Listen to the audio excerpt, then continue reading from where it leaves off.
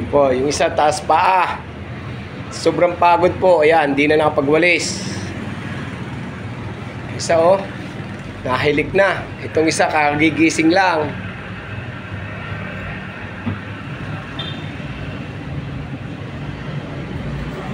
Mainit na hapon sa inyong tanan. Itong isa sarap ng tulog oh. Makalay po tayo. Ayo. Para po nalugi ito sa scatter. Parang nalugi sa scatter. Ayan po, tapos na. Unoy! Higit na ko eh.